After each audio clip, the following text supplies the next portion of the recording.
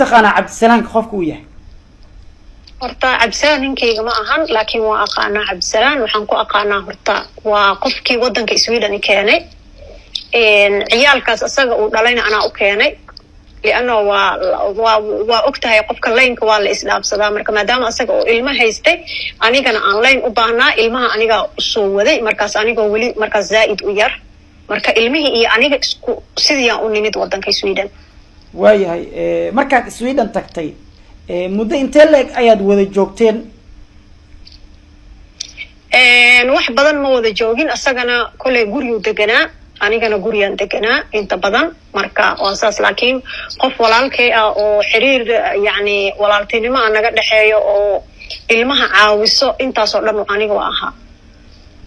waayahay haddii aad ahayd qof walaal aad u ahayd ilmahana aad caawin jirtay isagana uu yiri waa xaaskayga 8 caruur ay dhashay Soomaaliya ayaanba ku qabay sidee loo xalinayaa marka farqiga gaabka ay labadiin idin dhaxay horta farqigaas horta waa mid dadka bulshada aad u wareeriyay anigan hani ay haysato xataa ku wareeray marka waxa noqonaysaa inaan taas ku xalino kulli anaga wadan sharci laha joognaa wadankaas waa inaan asagana uu dacwo tago anigana aan dacwo tago horta hooyo ilmaheeda inkareysa inay jirto uma maleynaayo anigana Kamal waa u sheegi lahaa hadii aan ilmaha dhalihi lahaa ama uu igu qaadan lahaa ama uu iga tagi lahaa marka Kamalna ma aha nin lacag badan oo aniga aan lacag u xilanaayo maanta oo aan isdhahayo qofkan istu jaanisa kugu dhaafayo marka ma u maleynaayo inaan saas sameeynayo qof nin qabana ilama ahan Kamal iyo aniga muddo issukaansanayna u maleynaa inta issukaansanayna habeen walba waan isla hadli jirnay asaga buu ogyahay haduu hal mar xataa uu arkay nin ama ilmo waayahay laakiin wuxuu yiri sanadkii ugu dambeeyay Cabdisalaam waxay la soo baxday wiji cusub oo xaafada badana maba jooginba marka taa ma la dhigi karaa sanadkii aad shukaansanaysay Kamal wuxuu ahaa sanadkii aad guriga ka maqnay wallahi taas lama dhigi karo aniga qof shaqeeya ahay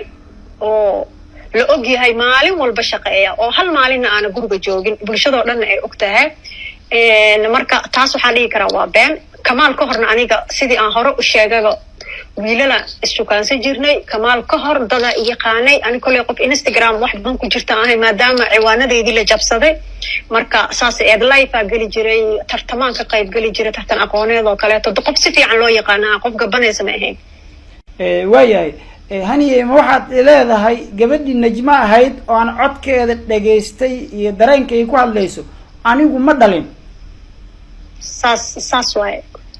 Najmo hadii aniga qofka ciwaankayga hadda jabiyay Instagram-ka jabsaday horta aniga iyo Najmo dad waxaan ahayn meel isku la nool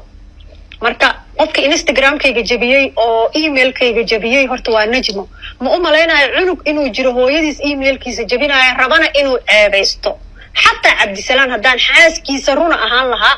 ama nin aan kala tagno oo ahaa lahaa ma u maleynayo inuu saas ii ceebeyn lahaa waayahay Najmo waxaad dhahday waxaan ahayn dad meel wada joogo bal ii sharax maxaad ula jeedaa aniga iyo Najmo isku meel aan deganeen macnaha dad kala shakin kara ma ahayn Najmo waa qof weyn anigana qof weyn ahay maadaama anaga aan markii horeetaba isla joognay dad isla yimid aan nahay hadda dad wax u kala baxsan yihiin ma ahayn saas daraadeed keentay in email-kayga uu saas ku jabo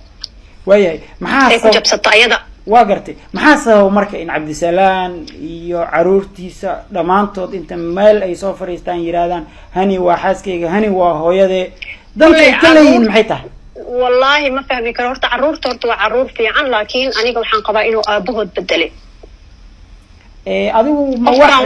ma wax xiriir ayaa kala dhixay waxaad sheegtay inuu yahay qofkii ku soo waday markuu ku soo waday kadib ma xiriir baa kala dhixay Cabdisalaam may xiriir igama dhaxaynin laakiin xaaladoo dhanba waxay timid markii xataa meherkii markuu jiray xataa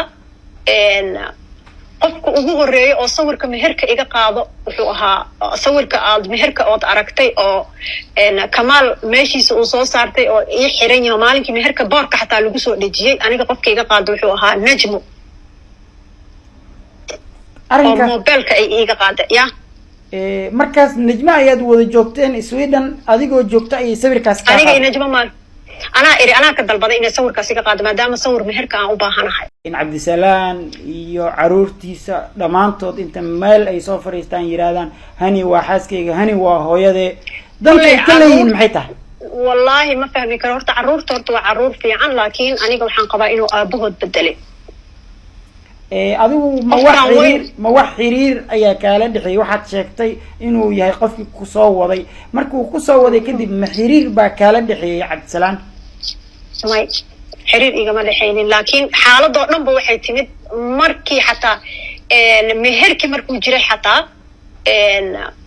qofka ugu horeeyay oo sawirka meherka iga qaado wuxuu ahaa sawirka aad meherka ood aragtay oo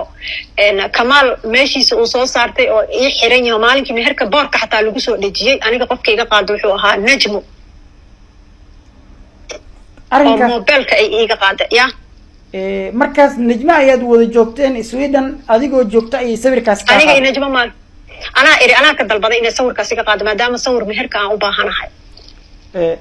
waa gartay marka waxa jira warar kale oo sheegaya in meherkii ka dhacay Afgooye wadaadkii adigu ku matalayay oo aad sheegteen inuu aabaha ahaa in uusan aabaha ahayno uu malaawal ahaa bal arinka maxad ka leedahay horta arintaas horta waa qalad inay saas yiraahdaan horta aabahay ma ahayn waa run laakiin wuxuu ahaa qof aniga isoo korsaday oo ilaa yaraantayda ila socday marka arinta aabahay iyo anigana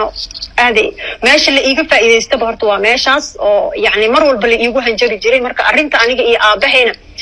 waa arin secret oo ma rabo inaan hadda social media keeno hadii aan sheekadaas ka sheekeeyno waxay noqonaysaa mowduuc cusub bal haniye ilaahay baan kugu dhaarshay waxa la leeyahay arinkan boqolkiiba 99 waa sax adiguna waa dafiraysaa maxaad isleedahay arinkan cadeyntiisa waa la keeni karaa markii laga soo tago maxkamadda aad tiri wadan sharci leh ayaan joogaa soo hooyada iyo aabaha ma joogaan oo arinkan cadeyn kara waalidkay hadda caawa u dambeysay waalidiinta qaar waxay ogolaadeen inkastoo ayaga kaamirad ay jecleen marka sida ugu dhaqsiyaha badan ayagana way ka soo hadli doonaan maadaama arintan ay dhagahooda ka badatay anitan aan ku kalsoonahay taas waay waayahay haniye waxa leeyahay hadalladaad hadda igula hadlayso kuwa horay aad ugu hadashay iyo kuwa kale suuragal ah inaad dib ugu hadli doonto dhamaantood waxa ka keenay waad sixran tahay waxa ku sixray Kamaal ayaa la leeyahay maxaa ka jira arimaas horta arintaas horta ma umaleynayo aniga iyo Kamaal intaanan ismehersan ka hor horta dad isla jooga ma ahayn dad kala maqan ahayn marka ma umaleynayo Kamaal waji uu igu sixra way uu ii sixra aniga Kamaal meeqa gabdhood iga qurux badan aa joogta meeqa qofooda aniga iga lacag badan aa joogta yani oo maanta aniga waxba ma haysto qof calooshiisu shaqaystaha ahay maanta wax gooni oo meel ii yaala ma lahan meeqa joogta oo America iyo Canada iyo joogta oo lacag intay haystaan aan la cadadi karin oo maanta heli karo oo qof social media ku jira uu yahay oo aan u maleynaynin inuu naag marna weynay way ugu sixran Cabdisalaan waxa hadaladiis kamid ah inuu cadeemo badan keeni karo dadka hadalladaas waxay u turjunteen in uu soo wado xilliyadii aad wada joogteen muuqaalo sawiro idinkoo isla jooga caruurta adoo korinay iyo waxyaabo la mid bal hadii arimahaasi ay dhacdo muuqaaladaasi sawiradaasi la keeno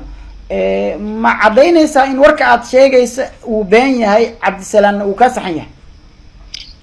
horta saxaabo taas mid aan gaadho horta sawiro aniga iyo ciyaalka aan isla galgalnay oo kala googooni waa la helaa laakiin mana jirta u maleynaa aniga iyo Cabdisalaan sawir horta adduun hormara joognaa mideeda kale anaga Soomaaliya ma joogin sida sanado badan hadda aan ku sheego ogtahay aniga iyo ninka iyo naagtiisana waa ogtaa adiga iyo adnaba hadda sawira isla gashaan si walba dadka ha u kala dheeraado qof ninka iyo naagtiis qabo inay sawir isla galaan ayaga u gooni ah marka taas ma u maleynaa in ay jirto haniye 25 sano ayuu Cabdisalaan yiri waan wada nooleen oo waan isqabnay marka 25 sano uu sheegay ma waxaad leedahay waxba kama jiro oo 25 ilaa intee in la eg ay istaqaanin marka hore Cabdisalaan horta Cabdisalaan xasna qana ilaa 2008 ilaa 2008 2008 ilaa hadeer ma dhamo 25 sano isagana wuxuu yiri waxaan qabay 25 sano bal maxaad kaga jawaabaysaa arimaas arintaas horta waxaa uga jawaab horta Cabdisalaan annaga horta caqabad inuu nagu noqdo horta Kamaal ku jiriba Kamaal qoraal u soo qoray wuxuu ku dhahay aniga hani ma rabo